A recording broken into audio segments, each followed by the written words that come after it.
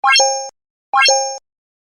بالله من الشيطان اللعين الرجيم بسم الله الرحمن الرحيم الحمد لله الأول بلا أول كان قبله والآخر بلا آخر يكون فرده كسرة بيده يبصر الناظرين وعجزة الناطه أوهام الواصفين وصلى الله على أشرف الأنبياء والمرسلين وخاتم النبيين أبي القاسم محمد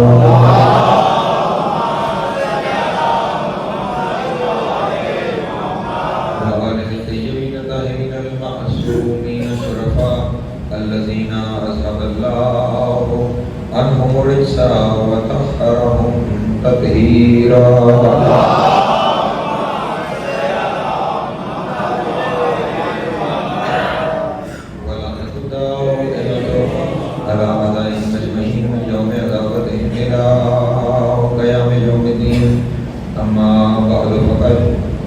قال الله تبارك وتعالى في محكم كتابه المجيد وفرقانه الحميد وقوله الحق وهو أصدق الصادقين بسم الله الرحمن الرحيم ولا تقولوا لمن يقتل في سبيل الله أموات بل أحياء ولكن لا تشعرون صلوات الله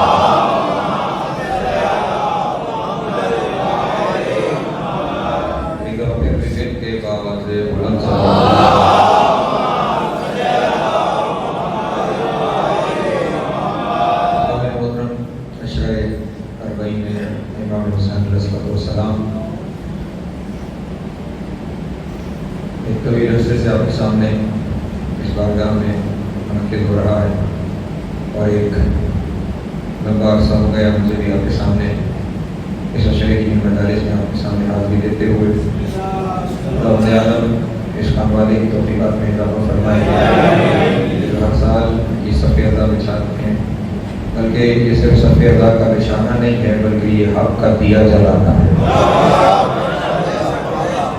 کیونکہ دنیا میں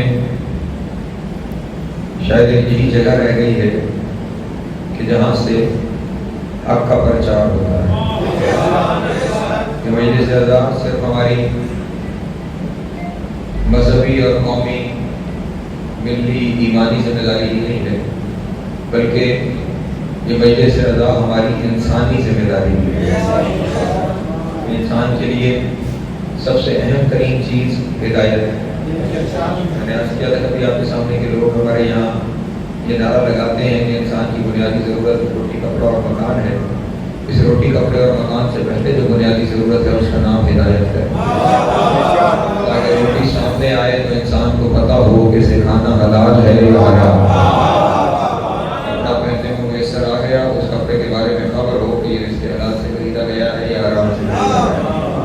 مکان میں رہنے سے پہلے اس بات کا احساس ہونا چاہیے اور ادراک ہونا چاہیے کہ ہم کسی کی غصبی جگہ پر تو نہیں آ رہے، کیونکہ اگر جگہ غصبی ہے اور آپ کی نہیں تو آپ تو مصلے پر کھڑے ہو جائیں گے قربت اللہ کی نیت کر کے اور خدا اسی نماز پر اسی روزے پر لعنت بھیجے گا جو کسی کی غصب کی ہوئی جگہ پر رہتا ہے۔ یہ مجالس حسین ابن علی وہ ذریعہ ہیں کہ جن کے ذریعے دنیا ہدایت سے آشنا ہوتی ہے۔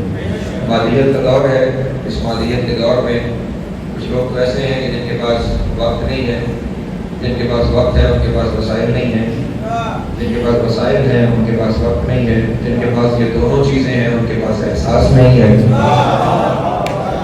یہ خدا کا کرم ہے، اس کا احسان ہے اور اس پہ خدا بند عالم کو حضور شکر ادا کرنا چاہیے کہ اس نے یہ توفیق دے رکھی ہے کہ یہ ذکر منعقد کرتے ہیں اور اس ذکر کے ذریعے لوگوں کے اذہان و قلوب کو منور کیا جاتا ہے۔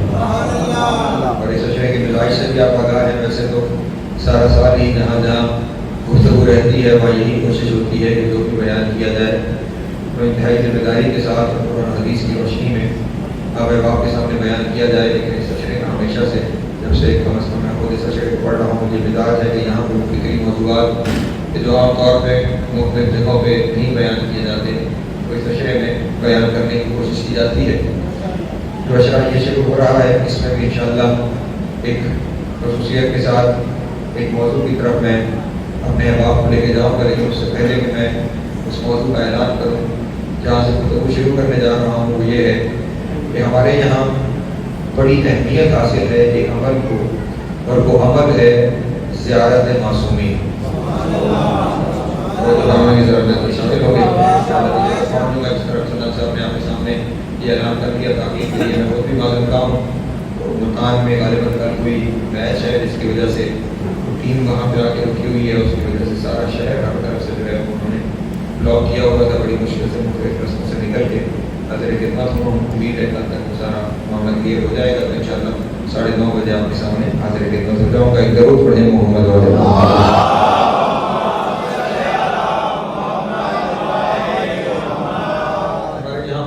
کے ساتھ اہتمام کیا جاتا ہے معصومین علیہ السلام کی زیارت پہ جانے کا، بلکہ بہت سارے لوگ ایسے ہیں کہ جو اپنی ساری زندگی کی جمع پونجی خرچ کر کے ان زیارات پہ جاتے ہیں، سارا سال اپنی ضرورتوں کو اسے پوچھ ڈالتے ہیں اور کوشش کرتے ہیں کہ کسی طرح 4 پیسے اکٹھے ہو جائیں تو ہم پاکیزہ مقامات پر جا کر اپنی پیشانی وہاں رکھیں جہاں فرشتے سجدہ ریز ہیں۔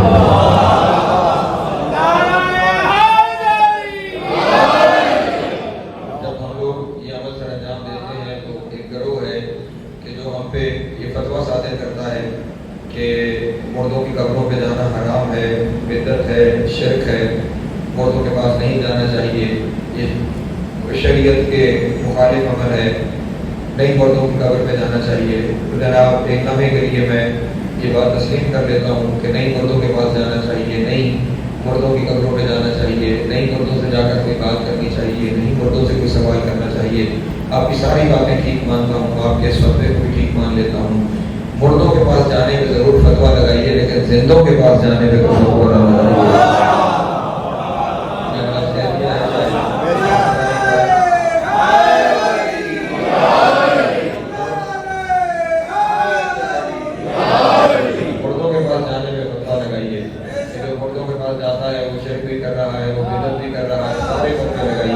لیکن زندوں کے پاس جانے میں تو فتوے نہ لگائیے۔ زندوں کے پاس جانا تو نہ شرک ہے، نہ بدعت ہے، نہ خلاف شریعت ہے۔ ہم مردوں کے پاس نہیں، ہم زندوں کے پاس جاتے ہیں، زندوں کے پاس جاتے ہیں۔ اور ویسے بھی زندگی وہ نہیں کہ جسے میں اور آپ زندگی سمجھتے ہیں، زندگی وہ ہے کہ جسے خالق کے حیات سمجھتے ہیں۔ جسے اللہ زندگی کہے گا وہ زندگی ہوگی، کیونکہ اس نے اپنے بارے میں ارشاد فرمایا ہے تبارک الذی بیدہ الملک وہو علی کل شیء قدیر الذی خلق الموت والحیات۔ اللہ وہ ہے کہ جس کے ہاتھ میں حکومت ہے، برکت والا ہے وہ کہ جس کے ہاتھ میں حکومت ہے، اور حدیث میں قدرت رکھنے والا ہے، اور وہ ہے کہ جس نے موت و حیات کو خلق فرمایا ہے۔ تو اس لیے موت کیا ہے اور حیات کیا ہے اس کا فیصلہ میں نے اور آپ نے نہیں کرنا، موت اور حیات کا فیصلہ خداوند عالم نے کرنا ہے۔ اس کے فیصلے کے مطابق کبھی کبھی چلتے پھرتے لوگ بھی میت ہوتے ہیں، فیصلوں کے مطابق کبھی کبھی چلتے پھرتے لوگ بھی میت ہوتے ہیں، اور کبھی کبھی جو مردے قبر میں چلے گئے ہیں وہ بھی خدا کے نزدیک زندہ ہوتے ہیں۔ اس کے یہاں بالکل معیار الگ ہے زندگی اور موت میں۔ ہمارے یہاں سانس کا لینا، سانس کا آنا جانا زندگی کا معیار ہے، آنکھوں کا دیکھنا زندگی کا معیار ہے، کانوں کا سن لینا زندگی کا معیار ہے، چلنا پھرنا زندگی کا معیار ہے۔ لیکن کچھ ایسے بھی ہیں جس کے بارے میں اس نے خود کہہ دیا ہے آنکھیں کھلی ہیں، کان کھلے ہیں، زبان چل رہی ہے، دل دھڑک رہا ہے، لیکن ختم اللہ علی قلوبہم وعلی سمعہم وعلی ابصارہم، ہم نے مہریں لگا دی ہیں ان کی آنکھوں پر بھی، ان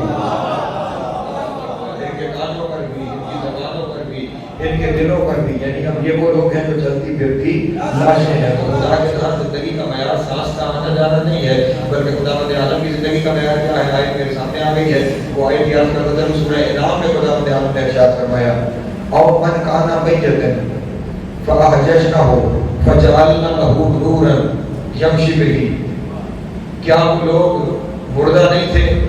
فاحییناہ، اور پھر ہم نے انہیں زندگی دی ہے، فجعلنا لہ نورا یمشی، اور پھر ہم نے ان کے لیے ایک نور قرار دیا ہے جس کے ذریعے وہ انسانوں میں چلتے پھرتے ہیں۔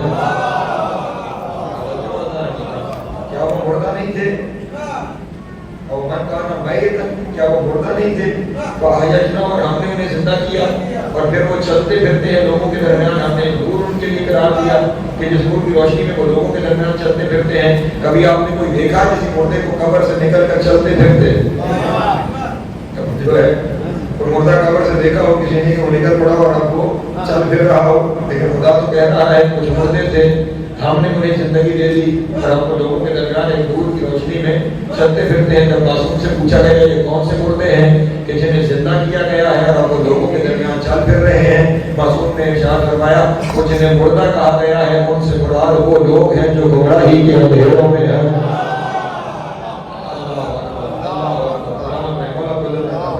وہ جو گمراہی کے اندھیروں میں ہیں اللہ انہیں مردہ تصور کرتا ہے. اور جب خدا عالم ہدایت فرماتا ہے اور وہ اس گمراہی کی ظلمات سے نکل کر ہدایت کے نور میں آ جاتے ہیں تو خدا فرماتا ہے یہ مردہ تھے زندہ ہو گئے.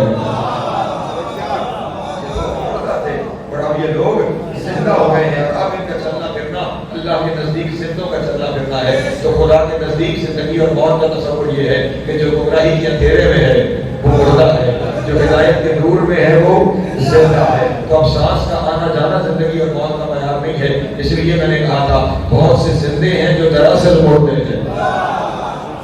بہت سارے لوگ جنہیں مردہ سمجھتے ہیں وہ زندہ ہیں. بلکہ آئیے قرآن مجید سے کچھ زندوں پہ دلیل پیش کرتا ہوں. خدا عالم سورہ بقرہ میں ارشاد فرما رہا ہے وَلَا تَقُولُوا لِمَن يُقْتَلُ فِي سَبِيلِ اللَّهِ أَمْوَاتٌ, خبردار وہ جو اللہ کی سبیل میں قتل ہو گئے انہیں مردہ نہ کہنا. مطلب میرے ساتھ شامل ہے, میں زیادہ وقت نہیں ہے آج کی تقریر میں آپ کا. وَلَا تَقُولُوا لِمَن يُقْتَلُ فِي سَبِيلِ اللَّهِ أَمْوَاتٌ, وہ جو سبیل الہی میں قتل ہو گئے خبردار خبردار انہیں مردہ نہ کہنا. خبردار انہیں مردہ نہ کہنا. خبردار انہیں مردہ نہ کہنا. میرے اللہ پھر وہ کیا ہے اگر مردہ نہیں؟ بل احیاء, بلکہ وہی تو زندہ ہے.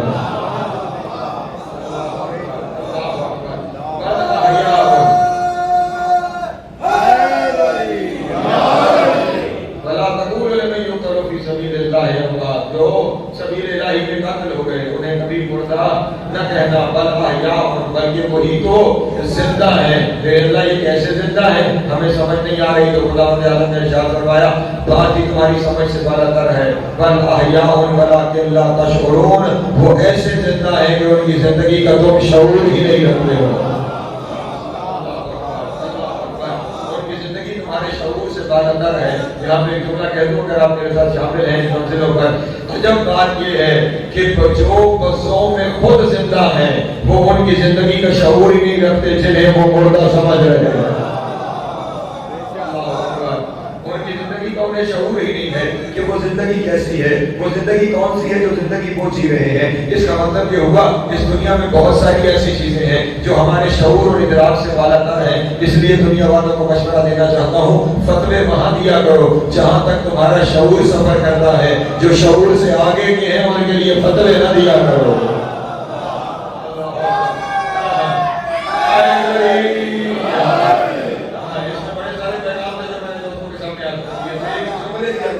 بہت کچھ تھا جو میں نے دوستوں کو ہدیہ کر دیا ہے.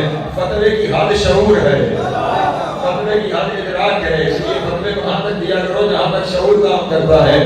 جو شعور سے آگے کے لوگ ہیں ان میں فتوے نہیں چلا کرتے. جو شعور سے آگے کی ہستیاں ہیں ان کے بارے میں فتوے نہیں دیا کرتے. خدا ارشاد فرما رہا ہے تمہارے شعور میں ہی نہیں آ سکتا. تو بات کہہ جائے کہ ہم جب بھی کوئی صاحبان علم کوئی فتویٰ صادر کرتے ہیں نا تو اس فتوے کے لیے قرآن دیکھا جاتا ہے, حدیث دیکھی جاتی ہے, اور پھر جو اجتہاد کا معاملہ ہے اس میں کیا ہوتا ہے جو تیسرا ماخذ ہے, جو تیسرا ستون ہے فتویٰ دینے کے لیے وہ عقل ہے. جب قرآن و حدیث سے کچھ نہ ملے تو پھر کس کا استعمال کیا جاتا ہے؟ عقل کا استعمال کیا جاتا ہے. توجہ فرمائیں گے اللہ محترم. تو پھر جب عقل کا استعمال کیا جاتا ہے تو فتوے ان پہ لگاؤ جو عقل میں آتے ہیں.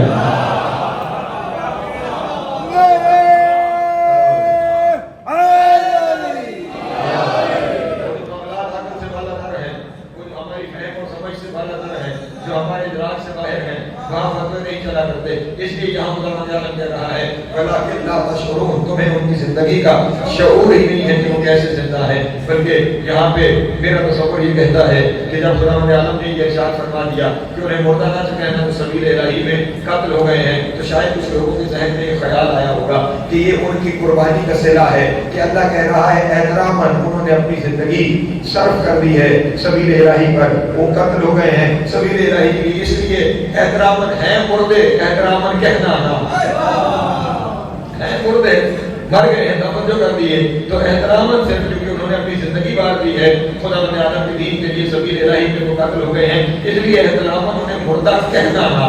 جیسے ہی ذہن انسانی میں تصور آیا، خالق کے ذہن انسانی نے فوراً کہا سنو صرف کہنے کی بات نہیں ہے، وَلَا تَحْسَبَنَّ الَّذِينَ قُتِلُوا فِي سَبِيلِ اللَّهِ أَمْوَاتٌ، خبردار جو سبیل الہی میں قتل ہو گئے، کہنا تو دور کی بات ہے، انہیں مردہ سوچنا بھی نہیں ہوا۔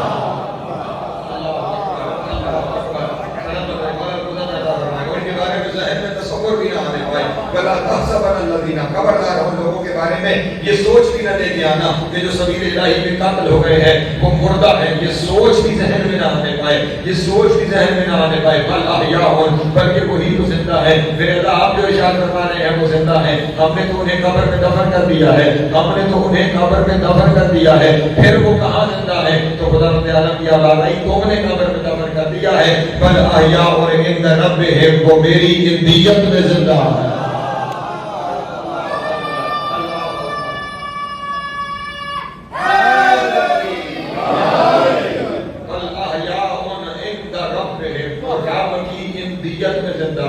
وہ رب کی اندیت میں زندہ ہے۔ اگر کسی کو یوں سمجھ نہیں آ رہی تو یوں جملہ سمجھ لو، وہ حی القیوم کی اندیت میں حی ہے۔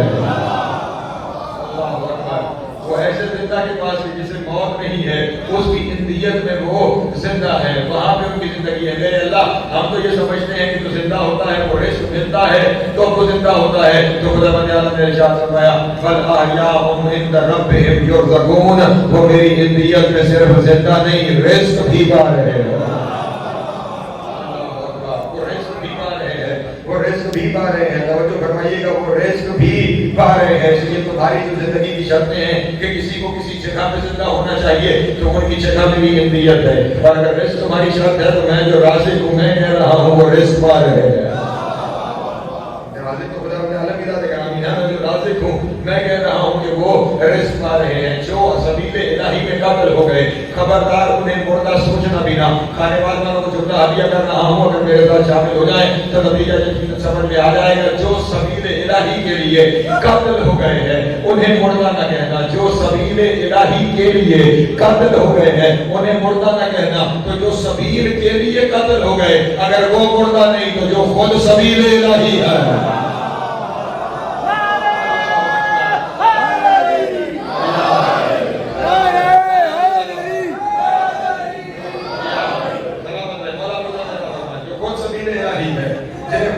کہا گیا ہے، تو پھر ان کی زندگی کا تصور کیسا ہوگا؟ وہ کیسے زندہ ہوں گے؟ جو ان کے لیے مر جائے وہ زندہ ہے، جو ان کی محبت میں مر جائے تو وہ زندہ ہے۔ صرف یہاں پہ نہیں ہے، یہاں پہ تو آیت کا حوالہ دے دیا نا، خود رسول نے حدیث میں ارشاد فرما دیا تھا، اور وہ حدیث میں قوم کے بچے کو یاد ہے کیا ارشاد فرمایا؟ ماتا علی حب آل محمد مات شہیدا، جو آل محمد کی محبت میں مر گیا وہ شہید مرا ہے، یعنی اب وہ مر نہیں گیا، اب اس کی زندگی شروع ہو رہی ہے۔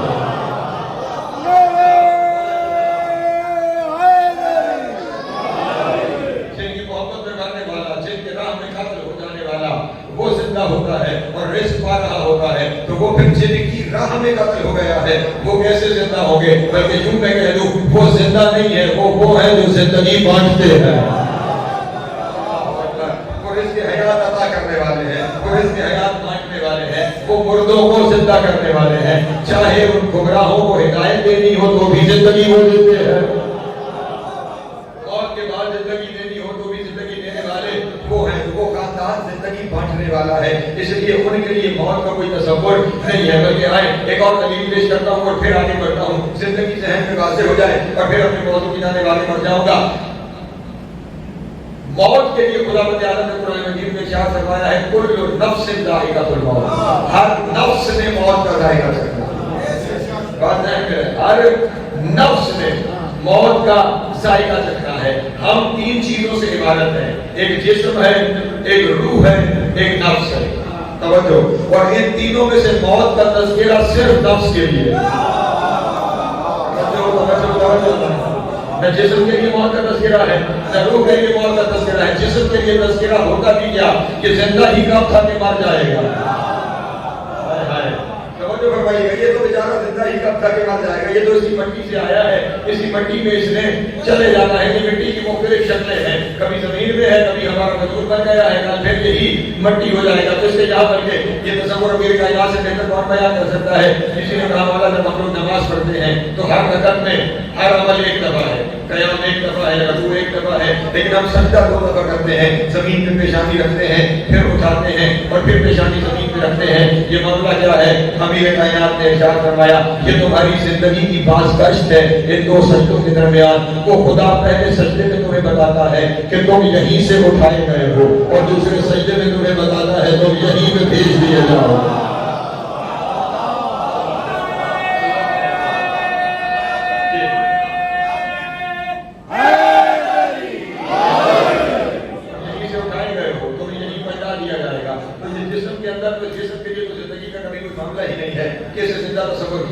اور اس کے بعد اگلی چیز آ جاتی ہے روح, اور روح کے لیے پورے دعوے سے کہہ رہا ہوں پورے قرآن مجید میں کسی جگہ پر بھی کہیں بھی اس روح کے لیے موت کا لفظ ہے ہی نہیں کہ یہ روح مر جائے گی, اس روح کو موت آ جائے گی, کیونکہ اس روح کا تعلق صرف اس زندگی سے تو ہے ہی نہیں کہ جس زندگی میں ہم جی رہے ہیں. یہ اس سے پہلے بھی عالم ارواح میں موجود تھی, اس کے بعد یہ پھر عالم برزخ میں جائے گی, پھر محشر کا معاملہ ہوگا. یہ اپنی جگہ پہ پوری گفتگو ہے, لیکن اس روح کے لیے کہیں موت کا تذکرہ نہیں کیا گیا, کہیں موت کا تذکرہ نہیں کیا گیا. میرے اللہ اس روح کے لیے موت کیوں نہیں ہے؟ یہ روح ہے کیا چیز کہ جس کے لیے موت نہیں ہے؟ تو اس نے اپنے نبی کی زبان سے کہلوایا قل الروح من امر ربی, اے میرے حبیب نے کہتے روح میرے رب کا امر ہے, روح میرے رب کا امر ہے, روح میرے رب کا امر ہے. کھانے بعد پیچھے رہ گیا جملہ کہاں لے کے جاؤں گا, روح میرے رب کا امر ہے, روح میرے رب کا امر ہے. پھر دنیا والوں کو سمجھنا چاہیے نا, جب امر کے لیے موت نہیں تو پھر قل الامر کے لیے موت کا حال ہے.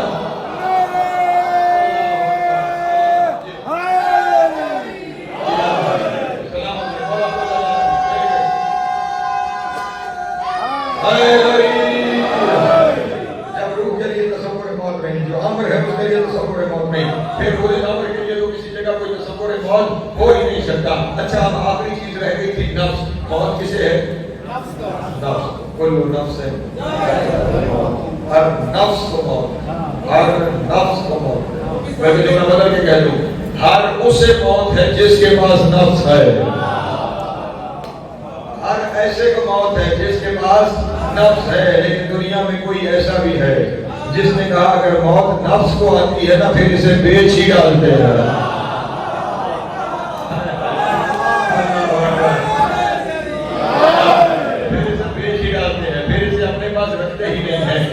بیچ ہی ڈالتے ہیں, اسے بیچ ہی ڈالتے ہیں. لیکن اب جو بیچنے جا رہا ہے تو پھر اس بیچنے والے نے خریدا. کیا عظیم تاجر ہے, کیا عظیم تاجر ہے. اس نے سوچا پھر بیچے بھی کسی ایسے کو جسے موت نہ ہو. بازار سجا ہی رہے ہیں اور نفس کو بیچنے ہی جا رہے ہیں, تو پھر بیچا بھی کسی ایسے کو جائے کہ جس کے یہاں موت کا تصور ہی نہ ہو. اور اس نے جب پوری کائنات میں نظر دوڑائی تو صرف ایک ہی نظر آیا کہ جس نے ارشاد فرمایا تھا اللہ لا الہ الا هو الحی القیوم لا تأخذہ سنۃ ولا نوم. اس نے اپنا نفس اسے بیچا جو ایسا حی القیوم ہے جسے نہ نیند آتی ہے, جسے نہ اونگ آتی ہے. جب اس نے اپنا نفس اسے بیچ دیا, اب نہ اس کے پاس نفس ہے نہ اسے موت آئے گی.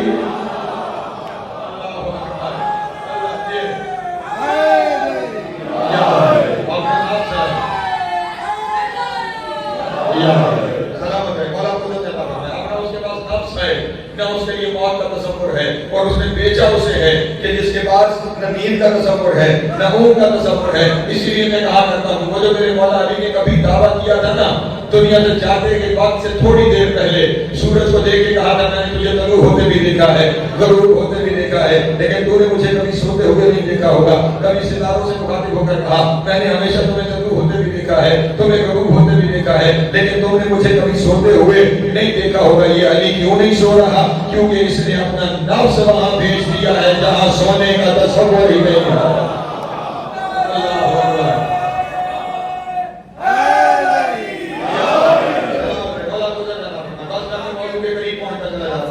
اس لیے ہم نے جنہیں مانا ہے وہ مردہ نہیں زندہ ہے، وہ زندہ ہے۔ اس لیے ہم جن کے پاس جاتے ہیں ہم مردوں کے پاس نہیں، ہم زندوں کے پاس جاتے ہیں، ہم زندوں کے پاس جاتے ہیں، اور ہمارا ان کی زندگی پر ایمان ہونے کی دلیل یہ ہے۔ توجہ، جتنے لوگ ظاہرین بیٹھے ہوئے ہیں وہ میری بات کی گواہی دیں گے، تو نہیں گئے والا آپ کو لے کے جائے۔ ہمارے یہاں ان کی زندگی پر ایمان ہونے کی دلیل یہ ہے کہ جب ہم وہاں پہنچتے ہیں جہاں ہم نے پہنچنا ہوتا ہے، جہاں سلام کرنے جاتے ہیں، اس سے پہلے کہ ہم حرم میں داخل ہونے سے پہلے ہم حرم کے دروازے پر کھڑے ہو کر اجازت طلب کرتے ہیں، اور اجازت مردوں سے نہیں زندوں سے دی جاتی ہے۔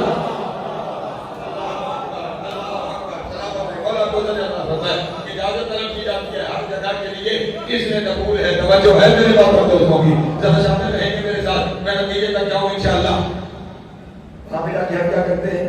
اس نے قبول ہم آگے کیا لیتے ہیں؟ ہم کہاں پہ جا کے اس نے قبول کی اجازت دیتے ہیں اندر داخل ہونے کی، اور وہ اجازت کے جو لفظ ہے نا، وہ لفظ اگر آپ سنیں وہاں پہ جا کے نا صرف لفظوں کو زبان سے ادا کیا کریں، انہیں سمجھنے کی کوشش کیا کریں، ان پہ غور کیا کریں کہ ہم کہہ کیا رہے ہیں، ہمارے معنی کیا ہیں، تاکہ عقیدوں کے گھروندے آپ اپنے فکر کے رکھی ہوئی بنیادوں پہ نہ بنائیں، اپنے عقیدے آپ ان بنیادوں پہ استوار کریں جو عقیدے 14 نے بتائے۔ اپنی سوچ اور اپنی فکر نہیں جو وہاں سے میری ہے، وہاں پہ اپنے عقیدے قائم کرے۔ جب ہم پہنچتے ہیں نا جو اس نے دخول سکھایا گیا ہے، اس نے دخول کے پہلے لفظ میں ہے اللہم انی وقفت علی باب من ابواب بیوت نبیک۔ اے میرے اللہ، ہم حاضر ہو گئے ہیں تیرے نبی کے دروازوں میں سے ایک دروازے پر۔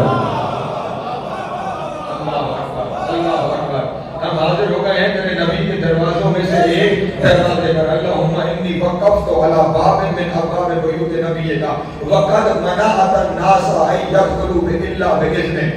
اور تو نے منع کیا ہے کہ نبی کے گھر میں تب تک داخل نہ ہونا جب تک تمہیں اجازت نہ مل جائے۔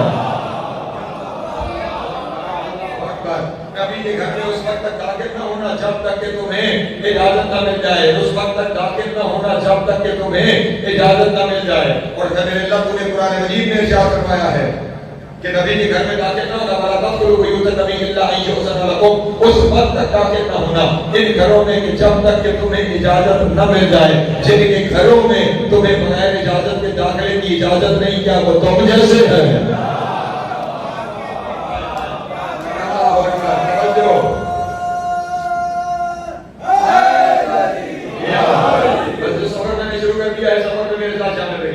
نہ داخل ہونا جب تک کہ تمہیں اجازت نہ مل جائے، جہاں تک کہنے کے بعد پھر ہم جو اپنے اعتقاد کا اعلان شروع کرتے ہیں، لفظوں نہیں حرفوں کی ضمانت ہے میری، کسی کو شک ہوگا بات اس جناب میں پر لے آؤ، یہیں پہ دکھائی دیتا ہوں۔ اس کے بعد ہم کیا کہتے ہیں؟ یہ کہنے کے بعد کہ اس گھر میں داخلے کی اجازت جب تک نہ ملے نہیں جانا۔ پھر کیا ہے؟ اللہم انی اعتقد حرمت صاحب هذه المشهد الشریف فی غیبتہ کما اعتقدها فی حضرتہ۔ جملے کے ترجمے سے پہلے ایک لفظ مشہد ہے، اس کا مطلب سمجھ لیں، پھر میں اس جملے کا ترجمہ کر دیتا ہوں۔ مشہد کا ایک مطلب ہوتا ہے شہادت کا، شہید ہونے کی جگہ کیا کہلاتی ہے؟ مشہد۔ اس لیے جہاں آپ ایران میں جاتے ہیں وہ ہے خراسان، لیکن اس جگہ کو مشہد الرضا کہا جاتا ہے، یعنی امام رضا علیہ السلام کی شہادت کی جگہ۔ ایک مطلب مشہد کا شہادت کی جگہ۔ مشہد کا دوسرا مطلب ہے اکٹھے ہو جانے کی جگہ۔ کیا معنی؟ اکٹھے ہو جانے کی جگہ۔ اگر نہ جملہ سمجھ آیا ہو تو یوں کہہ دوں، مشہد اس جگہ کو کہتے ہیں جہاں عمومی زندہ خصوصی زندوں کے ساتھ اکٹھے ہو جاتے ہیں۔ زندہ کہلانے والے، صرف زندہ کہلانے والے ان کے ساتھ اکٹھے ہوتے ہیں کہ جو حقیقی معنوں میں زندہ ہے۔ اب اس لفظ کا ترجمہ سن لیجیے گا، اللہم انی اعتقد، اے میرے اللہ میں اعتقاد رکھتا ہوں، میں یقین رکھتا ہوں، اللہم انی اعتقد حرمت صاحب هذه المشهد الشریف فی غیبتہ کما اعتقدها فی حضرتہ۔ اے میرے اللہ، میں ان کی عزت اور احترام پر ان کی غیبت میں اتنا ہی ایمان رکھتا ہوں جتنا ان کے ہوتے ہوئے ہونا چاہیے۔ سلامت میں مولا بزرگ عطا فرمائے۔ दुनिया वालों समझना इस बात को, इनकी गैबत में भी उतना ही ईमान होना चाहिए जितना इनके होते हुए होना चाहिए। फिर जरा घर जाके सोचना, क्या तुम्हारी जरूरत है कि अगर अली सामने हो तो तुम फदाइल का इनकार कर दो?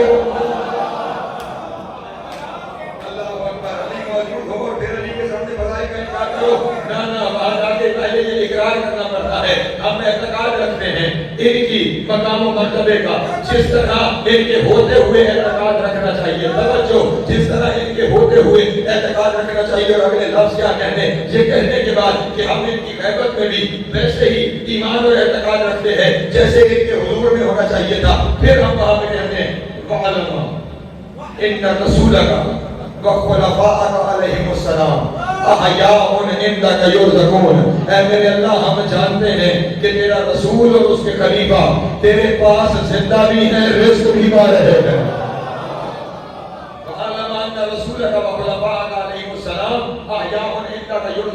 और अगले जुमले सुनना, जरा जाग जाना कि वहां पे जाके कहना क्या पड़ता है, यरौना मकामी व यस्मऊना कलामी व यरद्दूना सलामी।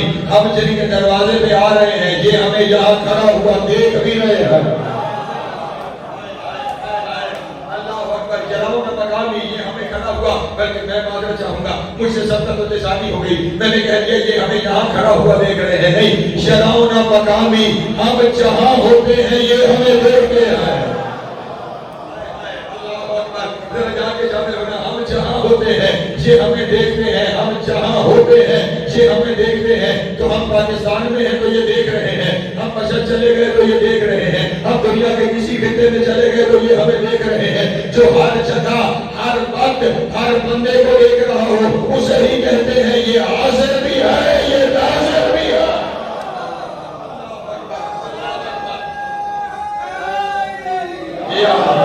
इसलिए कहना चाहता हूँ, क्या अकीदा है,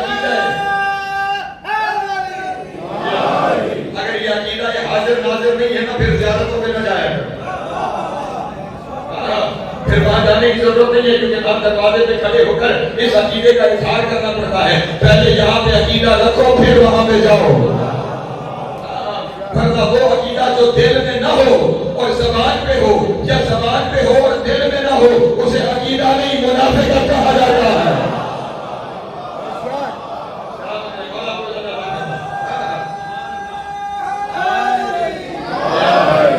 इसलिए वहां जाके जिन अकीदों का इजहार उनके सामने करना है जिनके बारे में अकीदा है, उन अकीदों को यहीं पे पुख्ता करो, यहीं पे उनके दलीलें रखो, और फिर उसके बाद वहां जाके अकीदों का इजहार करो।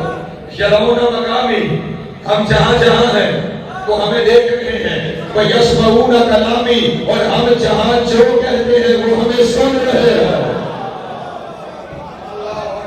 अल्लाह अकबर, जो जो हम कहते हैं वो सुन रहे हैं, जो जो कहते हैं वो सुन रहे हैं। फिर ख्याल रखना, अली के बारे में सोच के बात करना, अली सुन रहा है।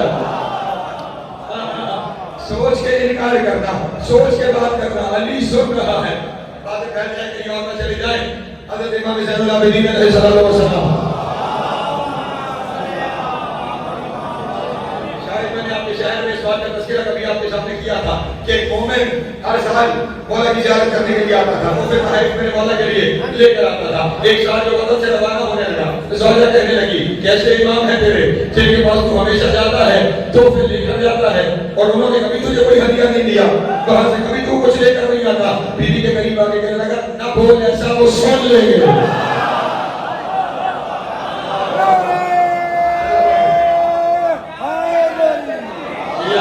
दोनों हाथ को लगे, हाय ऐसा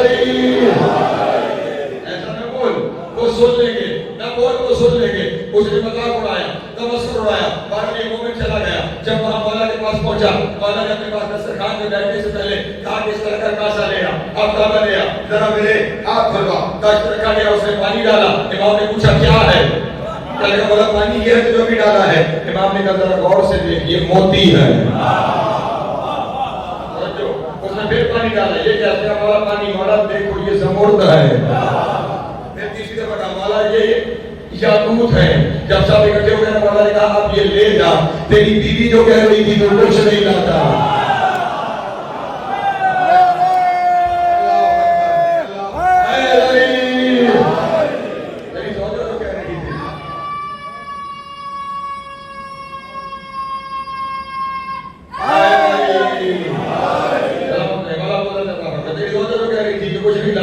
یہ ہماری طرف سے لے جا، یہ ہماری طرف سے لے جا۔ پھر اس کے بعد جو معاملہ ہوا کبھی اس کے بعد اس پہ عرض کرنے والے کبھی یہیں پر بات شرعون مقامی ویسمعون کلامی، وہ ہمیں دیکھتے بھی ہیں جہاں جہاں ہم ہیں، ویسمعون کلامی، اور وہ ہماری ہر بات کو سنتے بھی ہیں ہم جہاں بولتے ہیں، ویردون سلامی، اور جب ہم سلام کرتے ہیں وہ سلام کا جواب بھی دیتے ہیں۔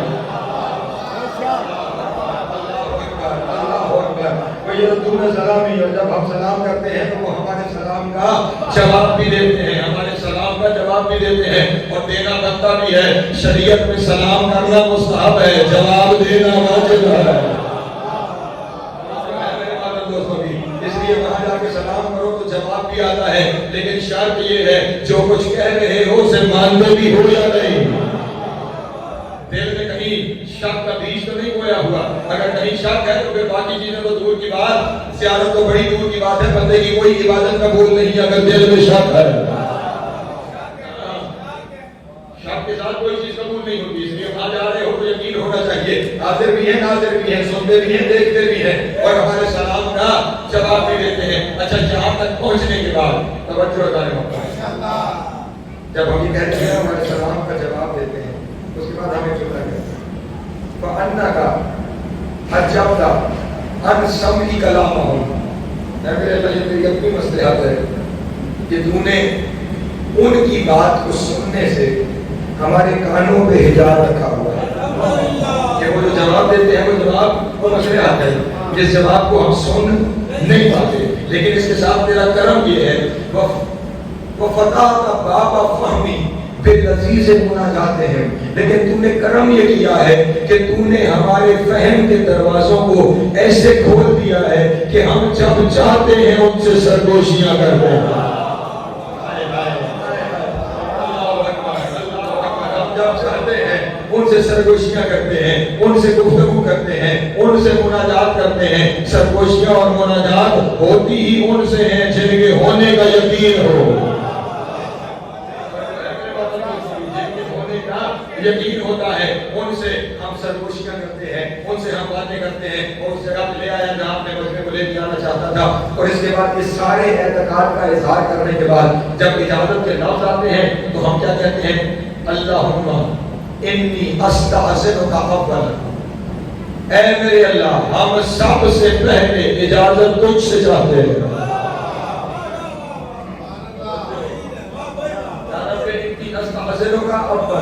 اے میرے اللہ اجازت سب سے پہلے تجھ سے چاہتے ہیں۔ آئے 14 کے پاس ہیں، اجازت اللہ سے لے رہے ہیں، آئے ان کے پاس ہیں، اجازت اللہ سے لے رہے ہیں۔ وجہ کیا ہے؟ جو تھوڑی دیر پہلے آیت پڑھی تھی نا، یہ زندہ ہے اندیت الہی میں، یہ زندہ ہے اندیت الہی میں، اس لیے اجازت اللہ سے لینی پڑے گی۔ تو یہاں پہنچ کے اتنا واضح ہو گیا کہ اندیت الہی عرش کی کوئی جگہ نہیں ہے، جہاں جہاں 14 کے حرم ہیں وہ حرم ہی اندیت الہی ہے، وہ حرم ہی اندیت الہی ہے، وہ حرم ہی اندیت الہی ہے۔ تو اس سے ثابت ہو گیا جہاں جہاں یہ ہے وہاں وہاں وہ ہے، اور جہاں جہاں وہ ہے وہاں وہاں یہ ہے۔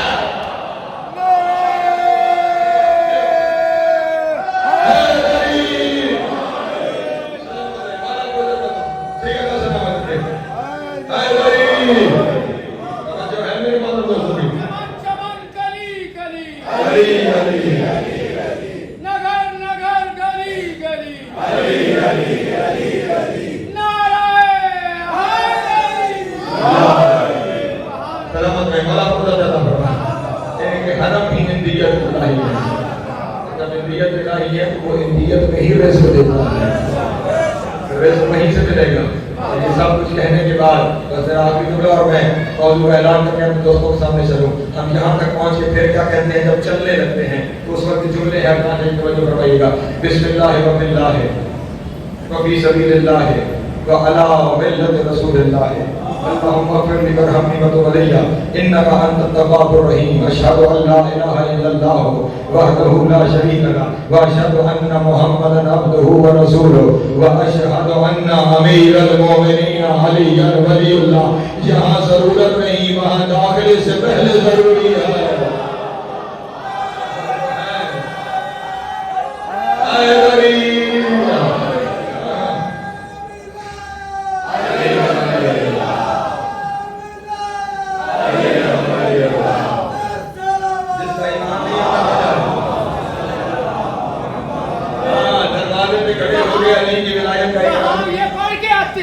ہاں جی باہر کے پڑھ کے آتے ہیں. ہاں یہاں بھی پڑھتے ہیں. ایک ضرور پڑھے محمد والے محمد. یہ وہ سارے اعتقاد ہیں جن کا اظہار ہر حرم کے دروازے پہ کرنا پڑتا ہے.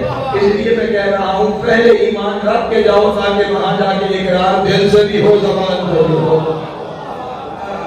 پھر جا کے حرم میں داخل ہو جاؤ گے تو داخل ہونے کا فائدہ ہو جائے گا. تو یہ سب کچھ کہنے کے بعد پھر ہمارے پاس زیارات کا سفر شروع ہوتا ہے کہ زیارات میں جو جملے کہنے ہیں. اور اب کیونکہ ایک مجلس یا ایک تقریر میں جتنی معصومین کی زیارات ہیں ان ساری زیارات کا احاطہ کرنا ممکن نہیں ہو سکتا. اس لیے میں نے اس اشرے میں یہ فیصلہ کیا ہے کہ اس اشرے کے دوران امیر المومنین کی زیارات میں سے جملے لے کر ان کی شرح اپنے دوستوں کے سامنے بیان کروں گا. اس لیے اس اشرے کا موضوع میں نے رکھا ہے قرآن مبین اور زیارت امیر المومنین.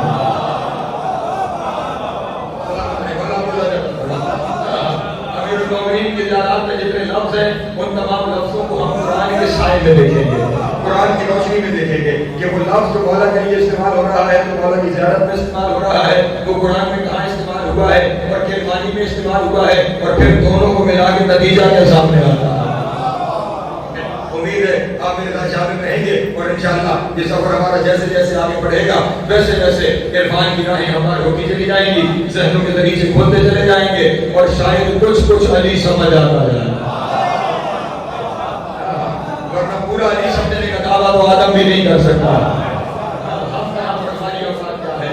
کوشش کریں گے کہ ان زیارات کے لفظوں کے ذریعے ہم علی سمجھنے کی کوشش کریں. اس لیے تقریر کے شروع میں کہا تھا کہ عقائد اپنی فکر کے ذریعے عقائد کے گھروں پہ نہ بناؤ, ان لفظوں پہ عقائد کی عمارت تعمیر کرو جو لفظ معصومین نے بتائے. اور میں جتنی زیارتیں آپ کے سامنے پڑھوں گا ہر وہ زیارت پڑھوں گا جو کسی عالم سے نہیں مولا سے منقول, جو زبان معصوم سے جو لفظ جاری ہوئے ہیں اور سند کے ساتھ جو لفظ جاری ہوئے ہیں وہ آپ کے سامنے بیان کروں گا. ضرور پڑھیں محمد والے محمد.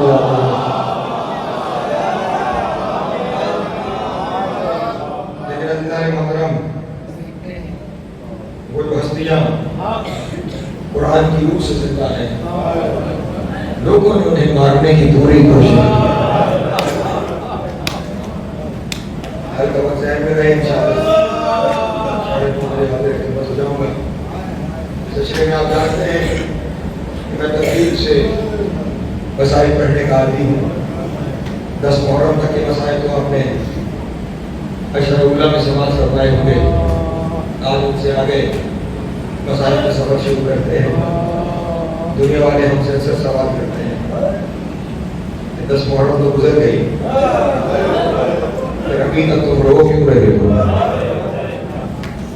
وہ تمہارا کریا جاری ہے.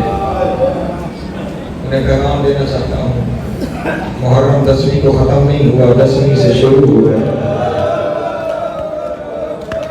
10 محرم کو مسائل کی ابتدا ہو رہی ہے. میں پوری ذمہ داری سے جملہ آپ کے سامنے کہتا ہوں 10ویں محرم کے بعد پہلا آنے والا دن ہے 11 محرم کا, اور یہ 11 محرم کسی صورت 10ویں سے کم نہیں ہے. سے تو لگے 11 کا دن کسی صورت 10ویں سے کم نہیں ہے. میں نے جملہ کہہ دیا, یقیناً آپ کے ذہن میں تصور آیا ہوگا کہ کیسے کہہ رہا ہے کہ 11 محرم کا دن 10ویں سے کم نہیں ہے. آئیں عرض کر دیتا ہوں آپ کے سامنے, کربلا کے کل 72 شہید ہیں. ان 72 میں سے صرف 2 ایسے ہیں جن کے سر 10ویں محرم کو تن سے جدا کیے گئے. اجرکم اللہ, اجرکم اللہ, اجرکم اللہ. 72 میں سے صرف 2 ہیں جن کے سر 10ویں محرم کو تن سے جدا ہوئے. شہید سارے 10 کو ہوئے ہیں, سر 2 کاٹے گئے ہیں. ایک میرے مولا حسین کا سر ہے جو 13 ضربوں سے کاٹا گیا, اور ایک میرے مولا کا صحابی ہے جس کا نام ہے وہب قلبی. وہب قلبی کا سر 10ویں محرم کو تن سے جدا ہوا, بلکہ لفظ آ گیا تو کہتا چلوں فوج جزیر نے وہب کا سر کاٹ کے وہب کی ماں کی طرف پھینکا. تو اپنے زبان کو دے آئی تھی نا کربلا, لے کر اپنے بیٹے کا سر لے کر اپنے بیٹے کا سر لے کربلا کی ماں کے کیا کہنے. وہب کی ماں نے اپنے بیٹے کا سر واپس پھینک کے کہا جسے میں نے حسین پہ صدقہ کر دیا. جسے صدقہ کر دیا جائے صدقہ واپس نہیں دیا جاتا. میں نے سر ہیں جو 10ویں محرم کو کاٹے گئے، باقی سارے سر 11 محرم کو کاٹے گئے۔ میں نے جملہ کہا شاید میں پہنچا نہیں پایا ورنہ آئے سے بہتر آنی چاہیے تھی۔ سارے سر 11 محرم کو کاٹے گئے۔ جسے نہیں سمجھ آئی یوں سمجھ لو، علی اکبر کا سر بیویوں میں لیلا کے سامنے کاٹا گیا، اور محمد کے سر جناب زینب کے سامنے کاٹے گئے، جناب قاسم کا سر بیویوں میں فروا کے سامنے کاٹا گیا، عباس کا سر بہنوں کے سامنے کاٹا گیا۔ میں نے کبھی یہ جملہ پڑھا تھا، ایک مومن نے کھڑے ہو کے کہا مولانا صاحب بیویوں نے بچانے کی کوشش نہیں کی، بیویوں نے بچانے کی کوشش نہیں کی۔ میں نے کہا کوشش تو بڑی کی تھی، لیکن ایک بیوی کا حال سن لے باقیوں کی خبر ہو جائے گی۔ میں نے کہا جب اکبر نے خنجر چلنے لگایا تو حسین کے 4 سال کی بیٹی بچانے کے لیے گئی، لیکن جب پلٹ کے آئی تو رخساروں کا رنگ بدل گیا تھا۔ ارے کہہ رہی تھی پھوپھی اماں لانے میں دبا جاوا۔ اجرکم اللہ، اجرکم اللہ، اجرکم اللہ۔ مولا آپ کی ہائی قبول کریں، جناب سید آپ کا ماتم قبول کریں۔ مجھے معاف کرنا، یہاں پہ ایک منظر ہے وہ میرے پاس میں نہیں ہے پڑھنا، میں اس منظر کو چھوڑ رہا ہوں۔ سارے شہیدوں کے سر قلم ہو گئے، سارے شہیدوں کے سر قلم ہو گئے، اور پھر ایک جانب سے کربلا کے گھر میں شور اٹھا، شور بلند ہوا۔ جب شور بلند ہوا نا، جناب زینب نے بیوی فضا سے کہا اماں فضا اب یہ نیا شور کیوں ہے؟ سب کچھ تو لوٹ چکے ہیں، سب کچھ تو لوٹ کے لے گئے، میری رضا بھی لوٹ کے لے گئے، یہ پھر نیا شور کیسا ہے؟ یہ کیوں اکٹھے ہو رہے ہیں؟ جناب فضا نے کہا میں دیکھ کے آتی ہوں، میں دیکھ کے آتی ہوں۔ چند قدم دور میری زہرا کی کنیر، اور جب واپس آئی تو منہ پہ ماتم کر رہی تھی، ماتم کرتے ہوئے کہا علی کی بیٹی قیامت ہونے والی ہے، قیامت ہونے والی ہے۔ شہزادی نے کہا اماں فضا اب کون سی قیامت رہ گئی ہے؟ جناب فضا نے پہلا جملہ کہا زینب گھوڑوں کو نئی نالے لگائی جا رہی ہے، گھوڑوں کو نئی نالے لگائی جا رہی ہے۔ نال کا نام آنا تھا۔ علی کی بیٹی نے رو کے کہا اماں اس کا کیا مطلب ہے؟ اماں اس کا کیا مطلب ہے؟ جناب فضا نے رو کے کہا ابھی لاشوں کو پامال کیا جائے گا، لاشوں پہ گھوڑے دوڑائے جائیں گے۔ بس اتنا کہنا تھا، ایک طرف سے گھوڑے آئے، کبھی دائیں جاتے ہیں، کبھی بائیں جاتے ہیں۔ سید سجاد کہتے ہیں مجھے اپنے کعبہ کے پسلیوں میں ٹوٹنے کی آواز۔ اجرکم اللہ، اجرکم اللہ، اجرکم اللہ۔ تم نے گریہ کیا، مجلس تمام ہوئی، مجلس تمام ہوئی، لیکن رونے کے دن ہی ہے نا، رونے کے دن ہے۔ میں نے ایسے ہی نہیں کہہ دیا، میں نے ایسے ہی نہیں کہہ دیا کہ 11 محرم کا دن بڑا سخت دن ہے۔ بات یہاں پہ بھی نہیں رکی، بات یہاں پہ بھی نہیں رکی، معاملہ اس سے آگے بڑھا، معاملہ اس سے آگے بڑھا۔ جب لاشوں کو پامال کر چکے، اگلا جملہ کہوں اگر سمجھ سکو تو زیور آ گئے، نہیں شاید ہائے نہیں نکلی، رسیاں آ گئی، زنجیریں آ گئی، ہتھکڑیاں آ گئی، علی کی بیٹیوں کے ہاتھ یہاں آ گئے۔ اجرکم اللہ، اجرکم اللہ، اجرکم اللہ۔ علی کی بیٹیوں کے ہاتھ کو معاف کرنا، بس آخری جملہ ہے میں نے رحمت والا معاف کیا۔ علی کی بیٹیوں کے ہاتھ یہاں آ گئے، اور بات یہاں بھی نہیں رکی، اس کے بعد بے پناہ لوٹ آ گئے۔ اس کے بعد بے پناہ نوٹ آ گئے، ایک ایک بے پناہ نوٹ کے پاس ایک ایک بیوی کھڑی ہے، ایک ایک بیوی کھڑی ہے۔ آخر میں رہ گئی حسین کے 4 سال کی سکینہ، حسین کے 4 سال کی سکینہ چلتے ہوئے سید سجاد کے پاس آئی، جن کے گھر میں معصوم بچے ہیں۔ سید سجاد کے پاس آ کے کہنے لگی بھیا میں نے کس کے ساتھ سوار ہونا ہے؟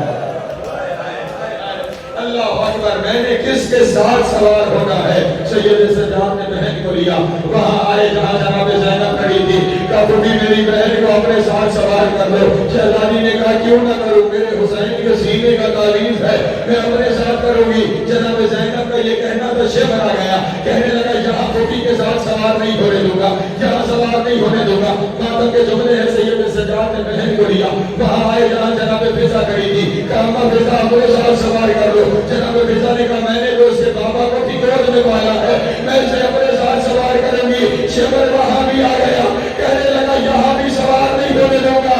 اب سید سجاد نے کہا ماتم کا دینا نہ پھوپھی کے ساتھ سوار ہوگی نہ فضا کے ساتھ، میری بہن کہاں سوار ہوگی؟ شبر دوڑتا ہوا گیا، 2 رسیاں لے کر آیا، ایک رسی سکینہ کے گلے میں ڈالی، ایک رسی سکینہ